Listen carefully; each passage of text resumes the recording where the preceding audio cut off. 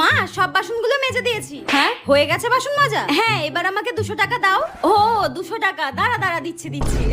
টাকাটা আমি ঠিক নিয়ে নেবো। হ্যাঁ এই নে 200 টাকা কর করে। এই 200 টাকাটা দিয়ে আমি অনেক কিছু কিনবো।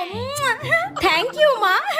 2 দিন পর লে লে লা লা লা লা। টেপি শোন না, হ্যাঁ দুধওয়ালা এসেছে, ওনাকে আজকে সারা মাসের দুধের টাকাটা দিতে হবে। হ্যাঁ তো আমি কি করব? আমার কাছে এই 500 টাকাই রয়েছে, 200 টাকা আমার কম পড়ছে, দে না মা। হ্যাঁ আমার কাছে কোথায় 200 টাকা? আমি কোথায় পাবো? নেই মানে? দুদিন আগে যে আমি তোকে বাসন মাজলি বলে 200 টাকা দিলাম, ওই টাকাটা কই গেল? দে ওটা।